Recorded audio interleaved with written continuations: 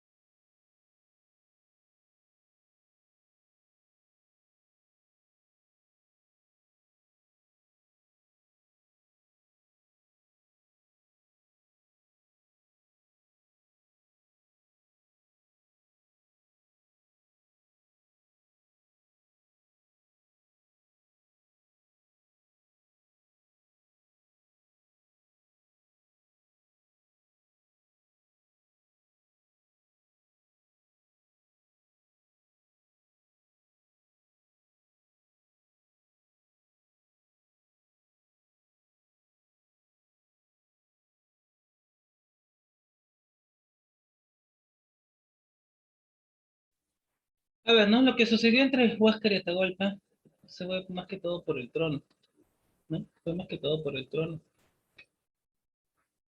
La pregunta sería, ¿por qué crees que algunos pueblos indígenas apoyaron a los españoles en la conquista? A ver, ¿por odio? ¿Porque, digamos, no les gustó que le invadan? A ver, ¿por qué creen que les hayan apoyado?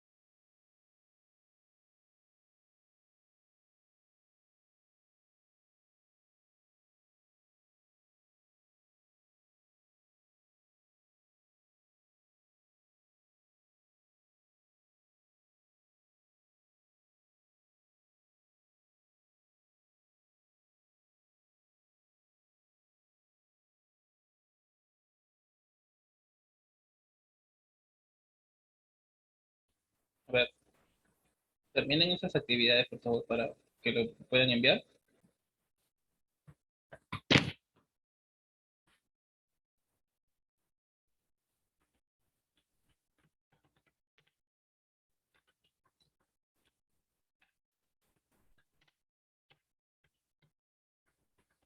Para pasar al siguiente tema ya.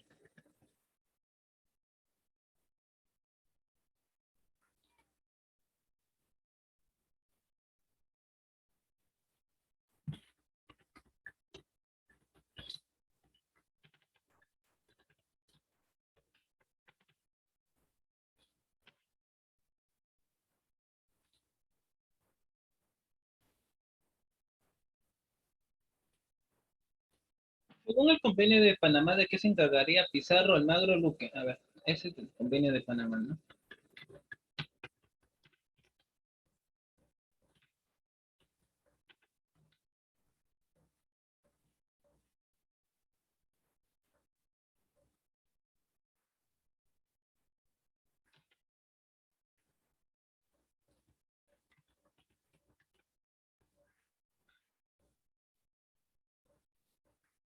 Convenio o Pacto de Panamá, ¿no?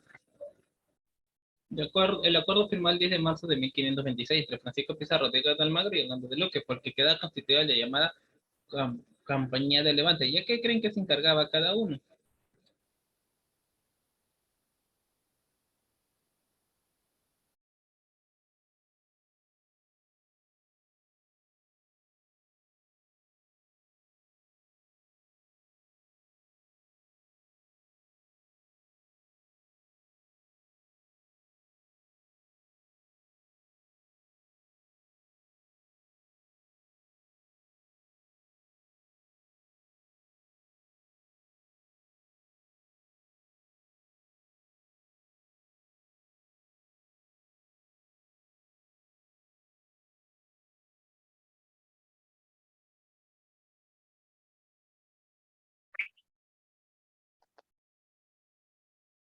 Buenas, ¿cómo vas con la actividad? ¿En qué pregunta ya vas?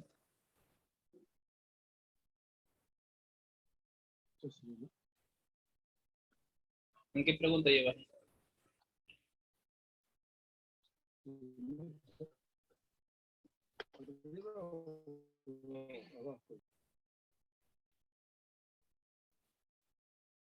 Sí, son solamente 5 preguntas para pasar antes del tema, ¿no?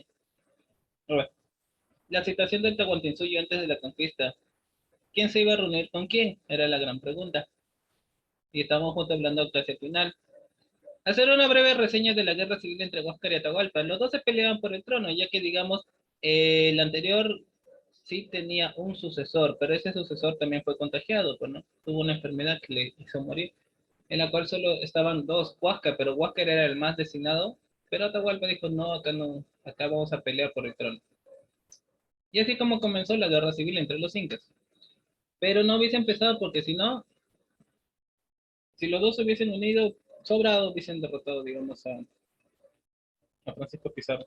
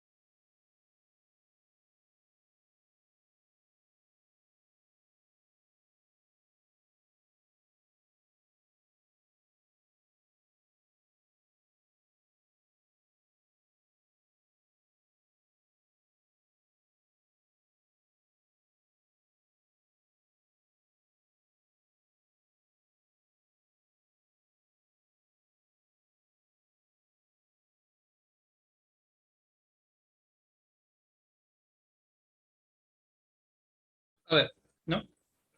Según el convenio o Pacto de Panamá, ¿de quién se encargaría cada uno? El pacto produce con motivo de alcanzar la resolución de los tres y llevar a cabo la empresa de conquistar el Perú. Tras haber fracasado una primera expedición en 1524 que solo tuvo como réditos aumentar las cicatrices Pizarro, pero dejar tuerto al Almagro y el empobrecimiento de los tres socios, el pacto se firma tras la obtención de la licencia gracias a las gestiones de Luque. El dinero de Gaspar de Espinosa y después de haber entregado 100 castellanos de oro a Pedro Arias Dávila, gobernador de Tierra Firme, y otorgar de la licencia quien a cambio de la mencionada suma se desvinculaba de la empresa. El acuerdo dejaba constancia de que el clérigo Hernando de Luca aportaba 20.000 castellanos de oro para los gastos de la expedición. Este dinero provenía en realidad de Gaspar de Espinosa, socio capitalista de los tres en la primera expedición y responsable del procesamiento y decapitación de Núñez de Braboa. Pizarro y Almagro, desposeídos de capital tras la primera aventura, aportaban sus personas y el haber de hacer dicha conquista. Asimismo, se comprometían al dividir todo lo hallado entre los tres. Según la tradición, el pacto se formalizó ante Dios y ante los hombres en una misa celebrada por el propio Luque, en la que los tres socios comulgaron con un trozo de la misma hostia. La Compañía de Levante fue un prototipo de empresa privada en la conquista de América, una especie de sociedad anónima, cuyo capital aportaban Luque y Espinosa en su mayoría, pero también múltiples colonos y comerciantes que habían decidido invertir sus ahorros en la empresa.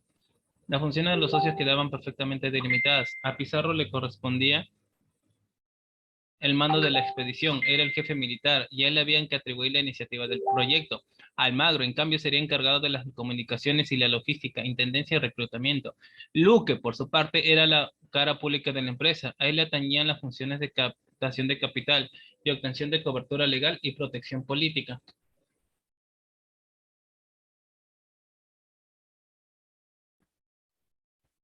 Por lo tanto, ahora sí puedes escribir, o digamos, digitar, qué es lo que se encargaría cada uno, según el convenio de Panamá.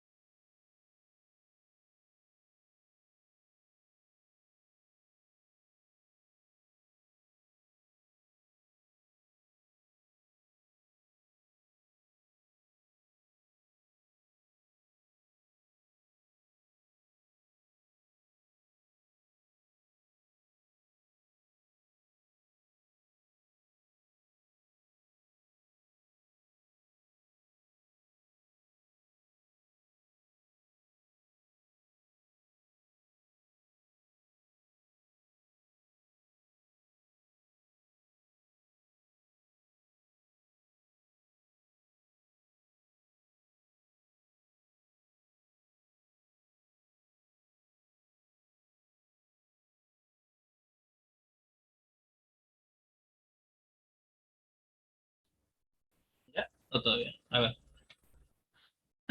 Todo era bonito, la conquista, los viajes, no, digamos, después de apresar al Perú y todo ello, hasta matar al punto de Atahualpa. No todo es color de rosa. ¿Por qué? ¿No? No todo va a ser color de rosa. Ahora te preguntarás por qué.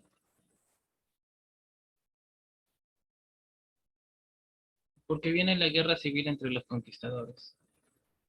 ¿A qué crees que se deba? A ver, ¿a qué crees que se deba la guerra civil entre los conquistadores?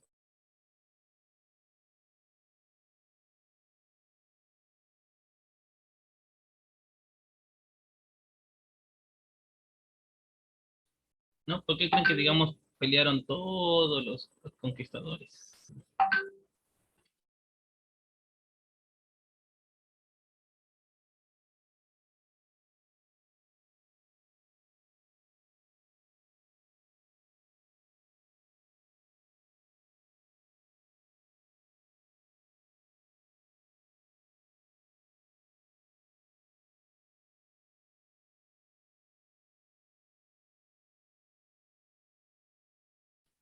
Sí, a ver, una de las causas fueron disputadas por el poder político y los intereses económicos de los conquistadores. Tiene su punto de partida en la capitulación de Toledo, que otorgó mejores títulos y beneficios a Pizarro que a Almagro, desencadenándose en violentos enfrentamientos.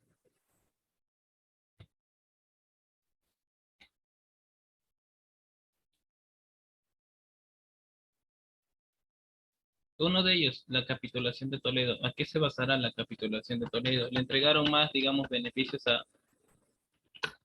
Pizarro que a todos los otros dos.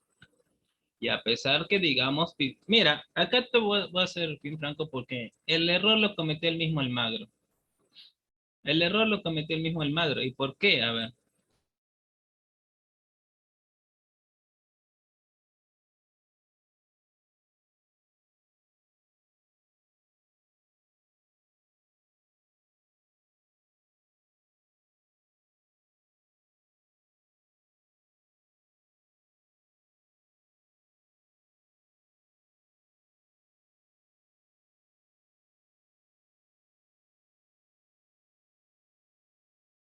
A ver, con la capitulación de Toledo firmada el 26 de julio de 1529 por la reina consorte Isabel de Portugal, esposa de Carlos V, se concedió a Francisco Pizarro 200 leguas hacia el sur, desde la desembocadura del río Santiago, para constituir la gobernación de Nueva Castilla. La capitulación de Toledo de 1529 es un decreto real emitido el 26 de julio de 1529 en Toledo por la Corona de Castilla, por medio del cual se otorgaba un adelantamiento al conquistador Francisco Pizarro en el marco de la conquista y colonización española de América.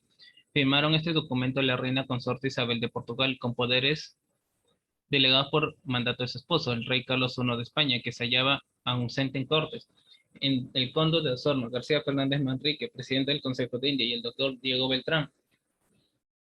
Por esta capitulación, Pizarro recibió la autorización para la conquista y población de la provincia del Perú o Nueva Castilla, desde el pueblo de Tempuyo, Santiago, costa del actual Ecuador, hasta el pueblo de Chincha, costa actual de Perú. Entre ambos puntos mediaba una distancia de 200 leguas. Gran parte de esta área se extendía por la costa de entonces llamado Mar del Sur. Había sido ya descubierta y explorada por Pizarro y su socio, el capitán Diego de Almagro, en los 5 años anteriores a la firma de la capitulación. Desde el paralelo en que terminaba la jurisdicción dada a Pizarro, se le otorgaban a Simón del Casaba y Sotomayor otras 200 leguas al sur, nombrándolo gobernador, capitán general adelantando y alguacil mayor de la gobernación de Nueva León. Sin embargo, Alcazaba y Sotomayor no pudo realizar la expedición y el rey proyectó entregar los territorios desde Chincha hasta el estrecho de Magallanes a la familia Fugger de Alemania. Este acuerdo significó el triunfo personal de Pizarro en desmedro de sus socios, Almagro y Luque, debido a los enormes ventajas y beneficios que sacó de él. De este modo quedó legalizada y legitimada por la misma corona española en la conquista del Perú o del Tahuantinsuyo.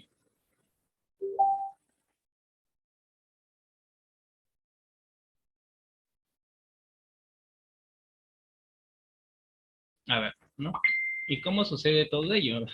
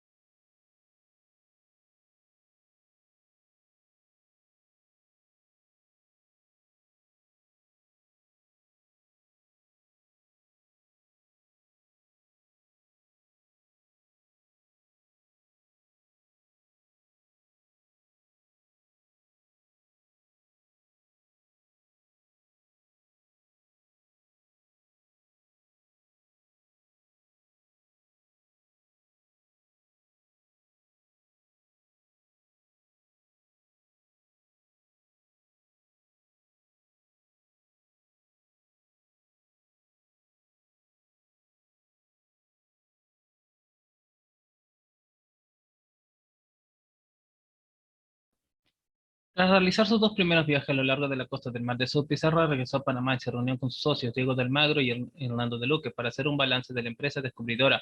Pizarro estaba convencido de haber descubierto un rico imperio y tenía consigo las pruebas de lo que demostraban. Acordaron presentarse ante el gobernador de Panamá, Pedro de los Ríos, para solicitarle su ayuda a fin de culminar el trabajo ya iniciado. Pero de los Ríos, el mismo que enviaría la navío a la isla del Gallo para recoger las expediciones, escenarios descontentos, reiteró su negativa, tal como había sido su posición desde el inicio de su gobierno, ya que se consideraba excesivamente costoso en vida de dichas expediciones. Los tres socios les liberaron y decidieron finalmente que Pizarro viajara a España para exponer el asunto directamente ante el emperador Carlos V. Ellos, debido a que Pizarro, pese a ser reiterado, tenía porte y fluidez de palabra. Acá es donde comete el error Almagro. Fue el mismo Almagro quien sugirió que Pizarro fuese a la corte. Y eso que digamos, Pizarro era un analfabeta. Pizarro era un analfabeta. Ahí fue el primer error de Almagro. El primer error.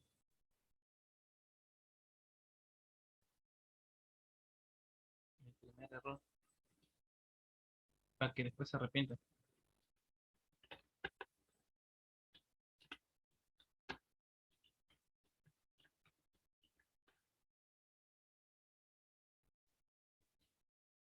Ah, negan, fue el mismo Almagro quien sugirió que Pizarro fuese a la corte, negándose el mismo acompañarlo, ya que creía que su falta de modales y el hecho de ser tuerto podrían de alguna manera afectar negativamente el éxito de las negociaciones.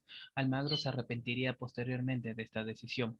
Pizarro salió de Panamá en septiembre de 1528, cruzó el Istmo y llegó el Nombre de Dios, donde se embarcó rumbo a España. Le acompañaban el griego Pedro de Cande y el vasco Domingo de Soraluce, ambos del selecto grupo de los 13 de la fama, así como algunos indígenas talleres de Tumbes. Llevaba también consigo camélidos sudamericanos, primorosos tejidos de la lana, objetos de oro y plata y otras cosas que había recogido en sus viajes para mostrarle al soberano español. Como pruebas de su descubrimiento, antes de partir prometió solemnemente velar no solo por sus propios intereses, sino también por los de sus dos socios y amigos. Después de una travesía sin contratiempo, Pizarro arribó a Sevilla en marzo de 1529. No bien desembarcó, fue apresado por una demanda de dudas que le entabló el bachiller Fernández de Encisa, por un asunto que se remontaba a los primeros trabajos de Pizarro en la llamada Tierra Firme, costa atlántica de la actual Colombia. Carlos V, enterado de ello, ordenó que le pusieran en libertad. Pizarro, junto con su comitiva, partió entonces hacia Toledo para entrevistarse con el monarca. Se dice también que su pariente, el conquistador Hernán Cortés, ya prestigiado por la conquista de México, lo vinculó con la corte. Pizarro fue recibido por Carlos V en Toledo, pero este monarca, que estaba a punto de partir de las cortes de Monzón y de allí a Italia para ser coronado por el Papa, dejó el asunto a manos del Consejo de Indias. Fue así como Francisco Pizarro terminó negociando con el Consejo de Indias, presidido entonces por el conde de Osorno, García Fernández Manrique. Tanto Pizarro como el griego Candia expusieron sus razones ante los consejeros. Candia exhibió un paño donde había dibujado el plano de la ciudad de Tumbes. Estas negociaciones se trabaron porque al parecer Pizarro solicitó la gobernación del Perú para él y para Almagro, a lo que el conde de Osorno se opuso por la experiencia de Santa María, en donde dos conquistadores que habían ocupado el mismo cargo se habían enemistado y uno de ellos asesinado por otro. Por ello, Pizarro terminó aceptando la gobernación para él, desplazando a Diego de Almagro. Terminada la negociación, los consejeros redactaron las cláusulas del contrato entre la corona y Pizarro, que la historia lo conoce como la capitulación de Toledo. Ante la ausencia del rey Carlos I, la reina Isabel de Portugal firmó el documento 25 de abril de 1529. Estamparon también su firma el conde de Osorno y el doctor Diego Beltrán, refrendando el escrito Juan Vázquez, secretario. Del otro lado, Pizarro, que era analfabeto, carabateó una señal de manera de rúbrica. Y pues sí, a pesar que digamos Pizarro era un analfabeta, pudo convencer. Pizarro, a pesar de ser el analfabeta, pudo convencer.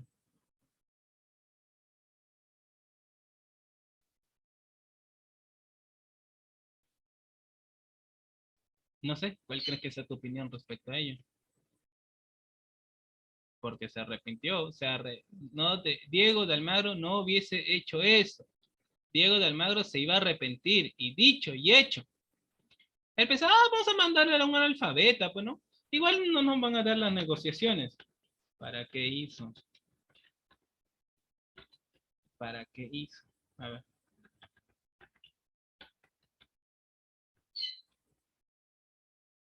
¿para qué hizo eso? Se iba a arrepentir. ya estoy enviado y creo que tiene, digamos, recuerdos de eso. A pesar que, digamos, Diego de Almagro sabía escribir y todo ello, pero dijo, ah, pues mejor le envío a Francisco Pizarro. No le van a aceptar. Lo aceptaron. La capitulación de Toledo. Se autorizó a Francisco Pizarro el descubrimiento y conquista de toda la provincia del Perú, la Nueva Castilla, situado desde el pueblo de Tempullo, Santiago, actual Ecuador, hasta 200 leguas al sur, terminando en el pueblo de Chincha, actual Perú.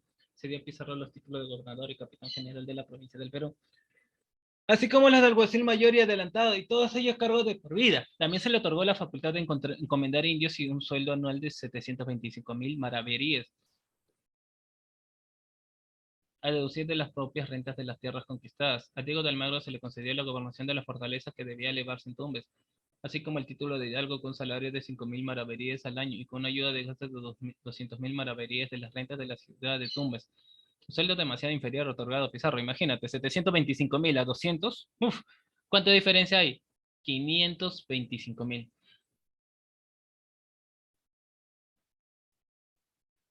Arrepiéntete, tío de Almagro, fue tu culpa. Hernando de Luca recibió el obispado de Tumbe y el título de protector de los indios con 1.000 ducados del sueldo al año. A los 13 de las islas de Gallo se los elevó a la categoría de hidalgos de solar conocido, ya que los que ya lo eran se les concedió el título de caballeros de la Escuela Dorada. Bartolomé Ruiz fue nombrado piloto mayor del Mar del Sur, con 75.000 maravedíes de salario anual. Pedro de Candia fue nombrado artillero mayor del Perú y regidor de Tumbes. A los vecinos y pobladores de la tierra descubierta se les exoneró el pago del diezmo de oro en las minas de los 5 primeros años, del almojarifazgo en los primeros 6 años y de la alcabala u otros tributos en los primeros 10 años, entre otros beneficios. Pizarro debía salir a los 6 meses a partir de la fecha del documento y desde Panamá tenía otros 6 meses para seguir a las tierras del Perú. Se le autorizaba a llevar 150 peninsulares, 100 que podían reclutar en América, llevar 50 esclavos negros oficiales de la Real Hacienda, así como eclesiásticos y religiosos. Pizarro tenía que sujetar todas las leyes y disposiciones que se habían dado para las Indias, nombre que por entonces se aplicaba a las Américas, además de lo que específicamente para su empresa se diera. La capitulación de Toledo fue suplementada 5 años después por la capitulación desde 1534, que extendieron la distribución geográfica hacia el sur. En 1539 se creó una cuarta gobernación en torno al estrecho Magallanes y la zona ubicada inmediatamente al norte de dicho paso marítimo, a beneficio de Pedro Sánchez de la Hoz.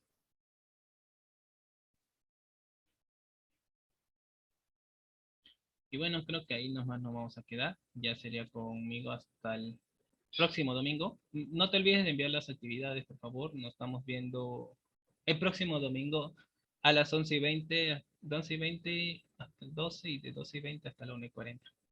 Bueno, cuídate, que tengas un bonito domingo. Dios mediante.